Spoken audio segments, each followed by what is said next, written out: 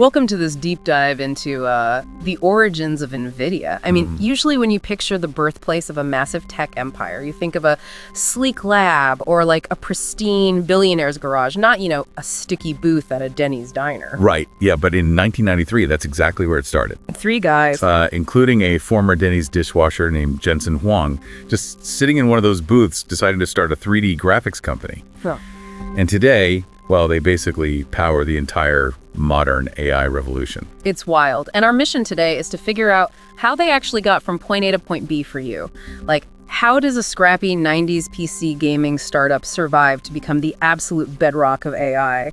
Because looking through the history, this whole empire is built on like 30 years of near-death experiences. Yeah, without a doubt. And one highly criticized, frankly, insane bet. They really did almost die multiple times early on. I mean, their very first chip, the NV1, it completely flopped. Yeah. They bet on a really unique architecture that developers just ignored. But then they landed this lifeline deal to build the graphics chip for Sega's Dreamcast console. Wait, that sounds like a massive win, though. Why was that a near-death experience? Because midway through development, NVIDIA realized their rendering approach was just fundamentally flawed compared to the emerging industry standard. Like, if they finished the Sega chip, they'd be building obsolete tech. But if they walk away, they'd run out of money in months. Oh, wow. So they had to convince Sega to buy them out of the contract while they pivoted everything to build a brand new chip from scratch, like a total Hail Mary pass with 0 seconds on the clock. Exactly. No time to iterate, just get it right or go bankrupt. Which they did, thankfully, with the Arrivier 128 in 1997. That intense focus is what saved them. And then by 1999, they released the GeForce 256 and officially coined the term GPU. Right, the graphics processing unit. And this is where we really need to look at the mechanics because it sets up literally everything else. Up until then, a CPU handled graphics by crunching complex calculations sequentially. So think of a CPU like a single brilliant math professor. They can solve an incredibly difficult calculus equation, but they do it one step at a time. Yeah, but rendering a video game doesn't require a genius professor solving one really hard problem. Yeah. It requires calculating millions of tiny, simple pixels every single frame. So instead of the professor, you need like 1,000 first graders doing basic arithmetic all at once. That's parallel processing. That's a great way to put it, yeah. NVIDIA packed thousands of these simple cores onto one chip.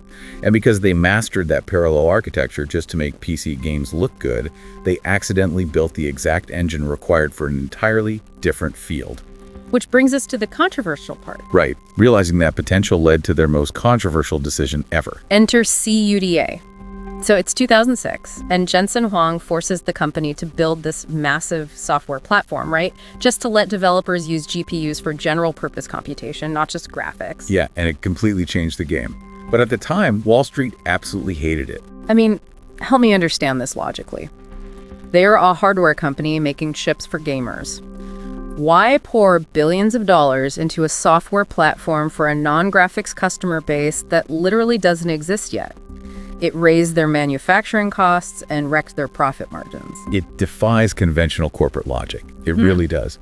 But it comes down to Huang's philosophy of conviction versus consensus. He saw a fundamental shift on the horizon.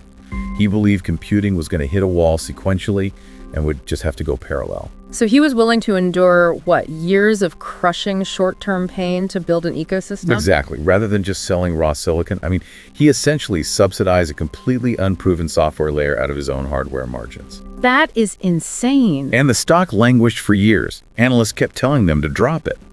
But by stubbornly sticking to CUDA, they dug an uncrossable moat. They weren't just building chips anymore. They were training developers to solve non-graphics problems using NVIDIA's specific language. Which perfectly timed a revolution no one fully grasped yet, right? Deep learning. Because what is deep learning at its core? It's just giant matrix math. It involves training neural networks by adjusting millions of weights simultaneously. So back to our analogy, deep learning doesn't need the genius professor either. It needs the 1,000 first graders doing simultaneous arithmetic. Spot on. The GPU was the perfect engine. So in 2012, when a neural network called AlexNet won a massive image recognition contest by training on NVIDIA GPUs, the AI era effectively began. And because of that huge bet on CD, NVIDIA wasn't just ready with the hardware. They had the only software platform capable of running it. That is the core strategic lesson here. A whole generation of researchers had already learned parallel computing through CUDA.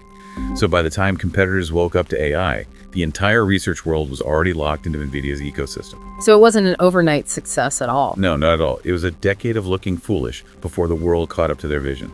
It really proves that owning the developer ecosystem transforms a simple piece of hardware into an indispensable platform. I mean, we just traced them from a sticky Denny's booth to an uncatchable AI giant. It's an incredible trajectory. It really makes you wonder, if NVIDIA's trillion-dollar foundation was built on a bet that Wall Street dismissed as a margin-destroying waste of time, what current, seemingly foolish technology is being punished by consensus right now, that might be laying the invisible groundwork for the next 20 years. You know, it's entirely possible the next giant is sitting in a diner right now being told their idea is terrible.